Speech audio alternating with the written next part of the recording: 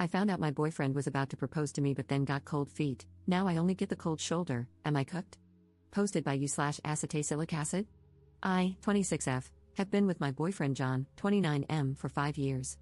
We have a pretty awesome relationship, great communication, fun, easygoing, with good chemistry.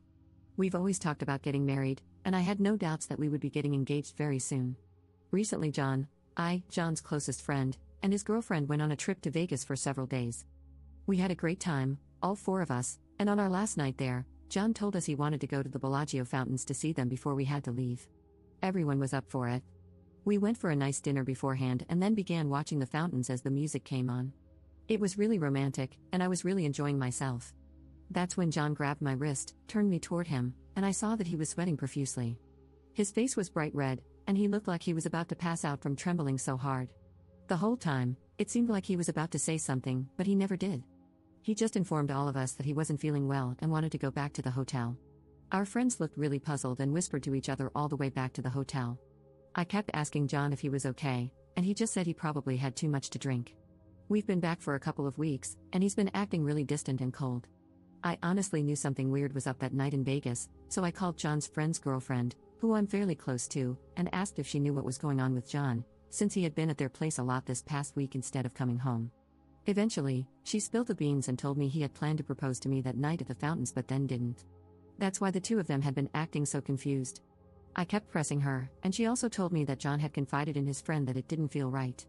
She made me promise not to tell John that I knew because she didn't want anyone to be upset with her. I feel sick to my stomach. We live together, but he's been spending all his time at his friend's house or at his parents' place since we got back. He barely calls or responds to my texts anymore. I don't know what happened that night, but I feel like he's about to end things. I want to talk to him, but I don't know how to approach the issue. Do I just say, "Hey, I heard you were going to pop the question the other night but changed your mind, what gives?" Was he just really nervous? Ugh, I'm freaking out. Edit. He'll be home shortly. I told him over the phone that I needed to talk to him, and his words were, "I need to talk to you too. I'll update when I can, thanks for all the advice." Update 1 day later. Hello everyone, I apologize for not updating sooner, but a lot has happened. I want to say thank you to everyone who posted comments and tried to reassure me. So, John came home last night around 11:30 while I was watching TV in our bedroom. He came in and looked like complete crap, his eyes were tired and baggy, and he smelled like booze. He apologized for the way he had been acting recently and told me he knew that I was aware of the almost proposal because he had talked to his friend Mike, who told him that his girlfriend Tara had shared everything with me. He explained that he had the whole proposal planned out. He was going to pop the question while Tara and Mike took pictures, and then we would return to a romantic, more expensive room in our hotel, which Mike and Tara ended up staying in that night to keep me from realizing John had planned to propose. They switched key cards while I was walking back. He then told me what I was afraid of, it just didn't feel right. I was looking at you, and it just wasn't what I wanted. Ouch. He explained that he had been nervous ever since he bought the ring, but thought those feelings would go away once he actually proposed. In the moment, though, he realized it wasn't what he wanted and felt it would be better not to ask me to marry him because he knew it wasn't what he wanted in the long run. At that point, I was in hysterics, knowing this was the end of our relationship. I tried to stay calm and rational, but there was a moment where I was crying so hard that I literally got down on my knees, put my head in his lap while he sat on the couch, and just kept incoherently saying please between sobs. Not my proudest moment. But in that moment, this man was my best friend, the person I envisioned as the future father of my children. I never, ever thought our relationship would come to this.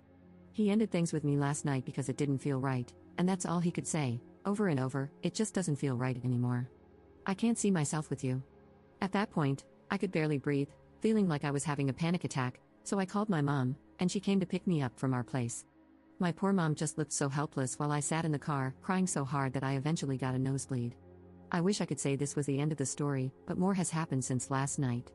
This morning, I was on Facebook, looking through old pictures of John and me, sobbing uncontrollably and sending him text after text with reasons why we should be together. At some point, I stumbled onto Mike's page through a tagged photo. He had updated his status a few hours earlier to something like, "California was amazing, wish work would send me for more than 5 days." My stomach dropped, because John had been telling me he was spending time with Mike on the days he was practically ignoring me. But Mike had been in California for several days, and we're in Canada, so definitely not close by. I freaked out. I called Mike from my house phone, and when he answered, I said, "Hey, it's up." All he could say after a few seconds of silence was, "Fudge." Basically, Mike has been covering for John while John has been spending time with the girl he's apparently been sleeping with for the past 6 months. I know this girl, John works with her, and she's always been really sweet to me whenever I've seen her at John's work-related events. Mike told me that John confessed he was falling in love with her, and this was after the incident in Vegas. John has been spending almost all of the past 2 weeks with her. Mike admitted that John had made him promise not to tell anyone, not even Tara, but he felt guilty and was glad I called him. He apologized and said that if I needed to tell John that he was the one who told me, I could. That's all I know for now. I haven't contacted John yet, and I'm not sure if Mike has told him that I know. I honestly have no idea what I'm going to do. I've been throwing up all day. I took one of my mom's Ativans, which has helped calm me down a bit, but whenever I think about it, practically all that's on my mind, I feel disgusted, humiliated, and devastated. It really feels like my heart is breaking in two, and I have no control. I still need to get my stuff from our place. I need to find a new place to live. And then there's the dog. Who gets the dog? I love my dog. Everything feels so surreal. Edit. John called me a bunch of times while I was in a medication-induced depression coma. I woke up as he was calling again and ended up answering without really thinking about it.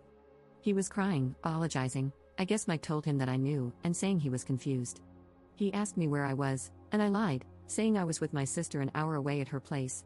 I asked if he was with her, and he said yes, but that he'd be home tomorrow, so could I please meet him at our house to talk about things? I said sure. A little while ago, I asked my mom to drive me to our place, and I kidnapped my dog, bringing her back with me. I'm feeling much, much better. And I'm definitely not meeting him tomorrow.